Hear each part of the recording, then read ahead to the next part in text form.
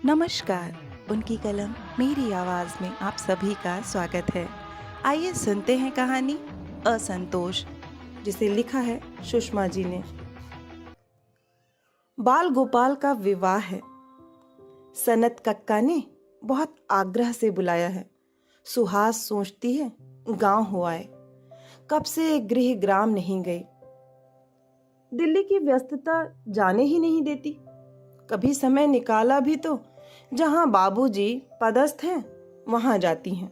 माँ से गांव की सूचना मिलती रहती है। यही कि सनत कक्का की चारों लड़कियां तो किसी प्रकार ब्याह दी गईं। अब पेट पोंछना बाल गोपाल बचा है बस। सुहास की स्मृति में गांव उतर आया। बाबूजी के बड़े प्रशासनिक पद, प्रभुत्व, पैसों का प्रभाव पूरे गांव में देखा जा सकता है। माँ जब भी गांव जाती, कमर में हाथ धरे इस बखारी से उस बखारी डोलती फिरती, पीछे पीछे पैदावार का हिसाब देती काकी। काकी की लड़कियां हुक्म बजाती, जो बोलो सो हाजिर। कभी बेल का शरबत, कभी पुदीने की, कभी कैथे की चटनी, कभी रसाज की कढ़ी। सुहास की उतरन यहाँ खप जाती। काकी की लड़कियां लाली, सुमति, संखी, सरोजिया छीना झपटी करती। लाली ने बचपन में सुहास की उतरन पहनी होगी। इधर 13-14 की होते ही साड़ी पहनने लगी थी। बाकी तीनों बहनें सुहास की उतरन पाकर खुश हो जाती, जबकि लाली अपनी साधारण सूती साड़ी में विभोर रहती। लाली का संतोष सुहास को त्रास देता। सुहास खुद से 1.5 वर्ष छोटी लाली को अकारण अपना प्रमुख प्रतिद्वंदी मानने लगी थी, जबकि लाली सुहास के ठाट बाट से निष्प्रभावी बनी रहती। सुहास उद्विग्न होती, लाली तू साड़ी में खबीस दिखती है। जी जी, साड़ी में बहुत आराम मिलता है, लड़कों जैसे पैंट में तुम्हारा दम नहीं घुटता। लाली अपनी नादानी में सुहास को छेड़ देती। तू क्या जानेगी जीन्स की शान। गांव से निकल फिर देख लड़कियां कितना अद्भुत कर रही हैं, कितनी ऊंची पढ़ाई कर रही हैं। तो हम भी 8वीं पास किए हैं अच्छे नंबर से।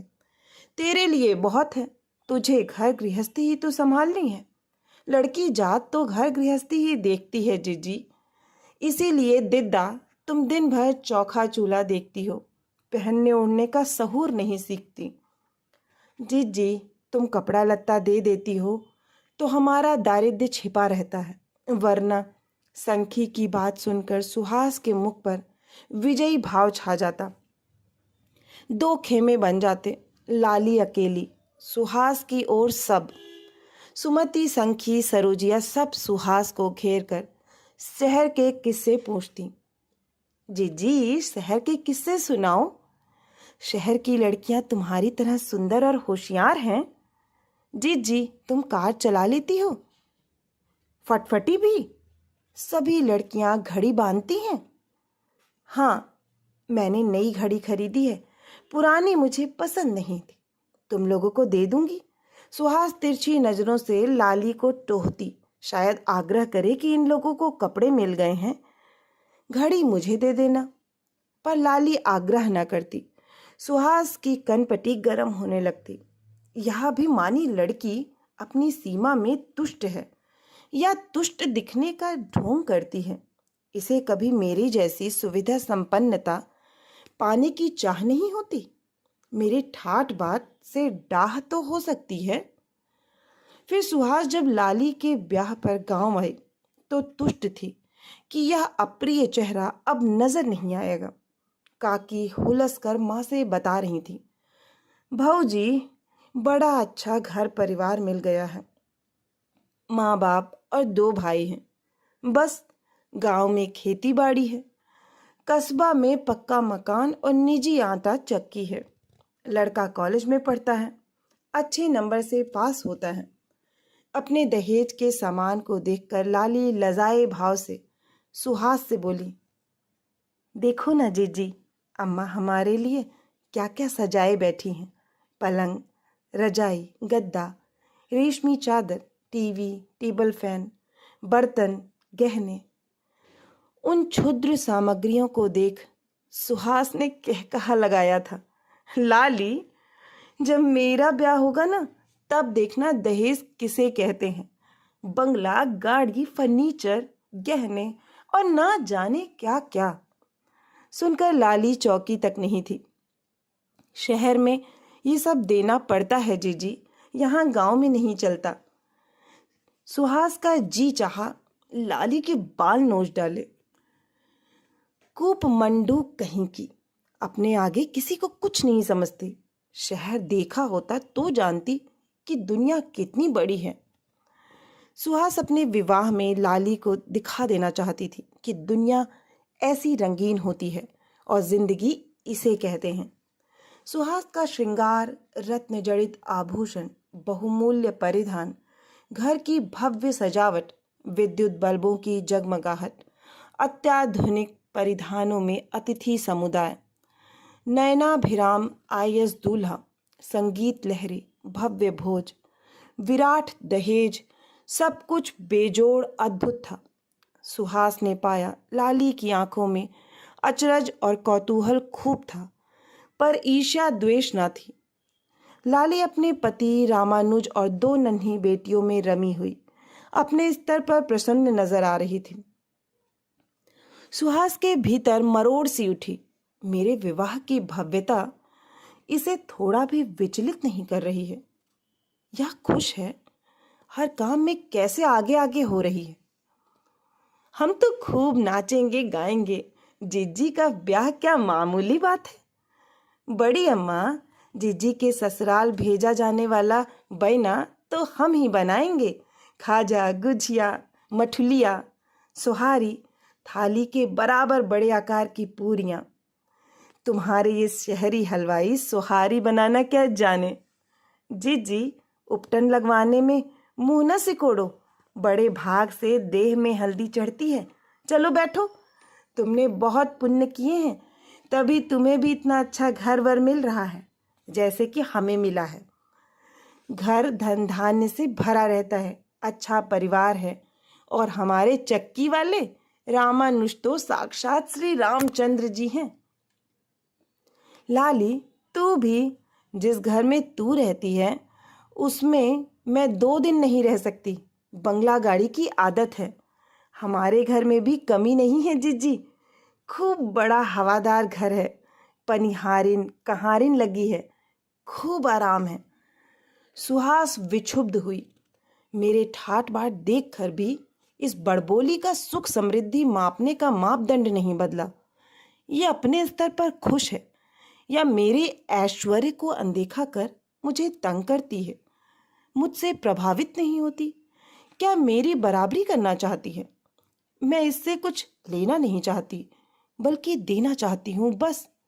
ये भी अपनी बहनों की तरह मेरी चाकरी चाटुकारी करे, मेरे अभिमान को तुष्ट करे, खुद को छोटा समझे। पर ये बेवकूफ। फिर तमाम व्यस्तताओं के बीच एक लंबा वक्त सरक गया। सुहास 2 बेटों की मां बन गई। लंबे समय से किसी से मिलना नहीं हुआ। अब बाल गोपाल के ब्याह में जाकर देखना चाहिए कि लाली अब भी चहकती फिरती है या अभावों ने उसकी रीढ़ तोड़ दी है। बेवकूफ़ी में गिरावट आई या अब भी वैसी ही गंवार है। सुहास अपने पति श्रीकांत को बड़े प्रयास के बाद गृहग्राम चलने के लिए सहमत कर सकी। वे विमान में बैठने तक झल्लाते रहे। गांव की सड़ी गर्मी सहन नहीं होगी, प्रदूषित पानी से बच्चों को संक्रमण हो सकता है। सुहास, और तुम्हारे गांव में ढंग का एक डॉक्टर तक नहीं मिलेगा। दिल्ली से खजुराहो विमान से, फिर खजुराहो से गांव तक की यात्रा सुहास के बाबूजी की कार में पूरी हुई।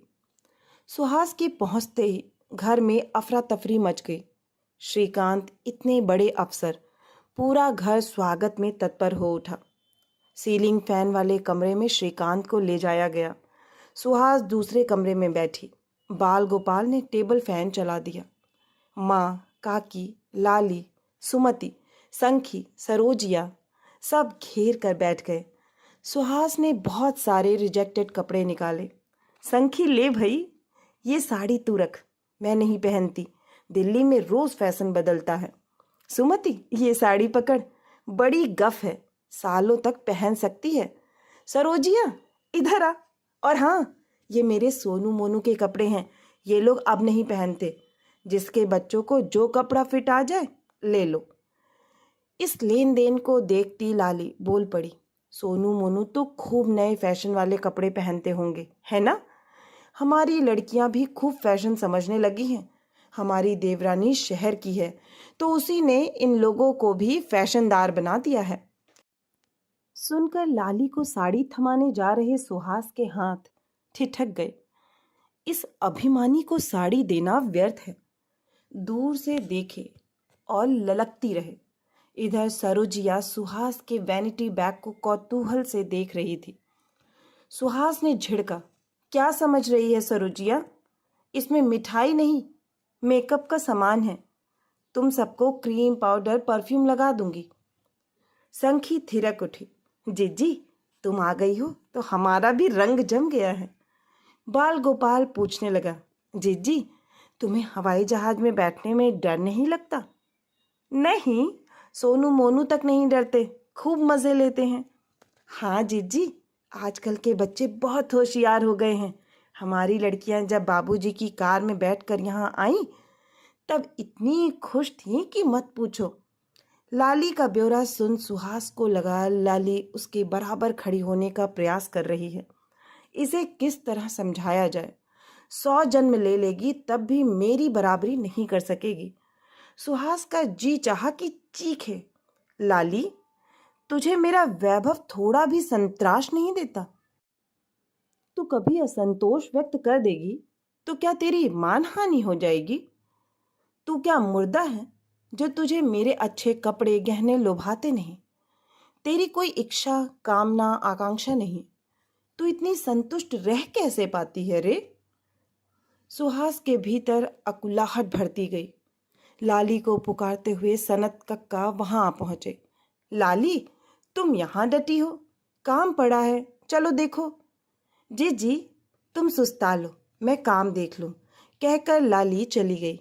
सुहास ने राहत की सांस ली। सुहास को बड़ी देर बाद श्रीकांत का ध्यान आया। बेचारे बोर हो रहे होंगे। उनके कमरे में पहुंची तो देखा वहां दरबार लगा हुआ है। श्रीकांत हंस रहे हैं। कोई पूछ रहा है, कुतुब मीनार कैसी है जीजा जी? लाल किला और संसद भवन? पूछते क्या हो, दिल्ली आओ, सब दिखा देंगे, श्रीकांत बोले। बाल गोपाल बोला, जीजा जी आप इतने बड़े अफसर हैं, हमें भी दिल्ली में काम दिलाइए ना। बिल्कुल, कहो तो वहीं सेटल करा दूं। कहते हुए श्रीकांत की दृष्टि दरवाजे पर खड़ी सुहास पर पड़ी। तुम अब तक कहाँ छिपी बैठी थी सुहास? देखो कैसी शीर्ष वार्ता चल रही है। लाली जी ने बड़ा बढ़िया पुदीने का शरबत पिलाया, मजा आ गया। सुहास चौंकी। पहले तो यहाँ आना ही नहीं चाहते थे और अब ऐसे ठठा रहे हैं जैसे पूरा जीवन यहीं बीता हो। और ये लाली हवा बयार है क्या? अभी वहां तो अभी यहाँ। लाली कहने लगी, शरबत अच्छा कैसे ना होता जीजा जी, आपके लिए स्पेशल बनाया था, एक ग्लास और लाएं? सुहास ने भ्रिकुटी तानी, कृपा कर शरबत पिलाकर भूख मत बिगाड़िए। ऐसा कर इसी कमरे में टेबल लगवा दे तो इन्हें और सोनू मोनू को यहीं खिला देती हूँ। ये लोग भीड़ भाड़ में नहीं खाएंगे। आज तो भाई साहब पंगत का आनंद लीजिए, रामानुज ने आग्रह किया। यह ठीक होगा, कभी बचपन में खाया था, आज बचपन की यादें ताज़ा की जाएं। श्रीकांत तत्क्षण सहमत हो गए। लाली ने हर्ष व्यक्त किया, ये हुई ना बात, पंगत की व्यवस्था हो रही है। पंगत की छठा देखकर सुहास मूर्छित हो रही थी। बता बता कर थक गई। हम लोग डाइनिंग टेबल पर कांटे चम्मच से खाते हैं और यहाँ श्रीकांत पंगत में बैठकर दोना भर कढ़ी सरपोट रहे हैं। स्नैक्स प्रेमी सोनू मोनू सुहारी और पीसी शक्कर हजम कर नाक काटे डाल रहे हैं। लाली खूब आग्रह कर करके श्रीकांत को खिला परोस रही है। सुहास को लगा वह अपने परिवार पर से अपना नियंत्रण खो रही है। तभी लाली मानो उसको उकसाती हुई बोल पड़ी, जीजी तुम कहती हो सोनू मोनू खाते नहीं, देखो कितने प्रेम से खा रहे हैं। सुहास को लगा कि लाली कटाक्ष कर रही है। तुम भी तो यही अन्न खाती हो जीजी, फिर बात व्यवहार में अहंकार क्यों, बनावटीपन क्यों? पढ़ लिख कर आदमी क्या यही सीखता है? उत्तर श्रीकांत ने दिया, लाली जी दिल्ली में यह चटपटी कढ़ी नहीं मिलती, इसलिए भूख नहीं लगती। लाली बोली, हम तो डर रहे थे जीजाजी कि आपको यहाँ का खाना पसंद भी आएगा या नहीं।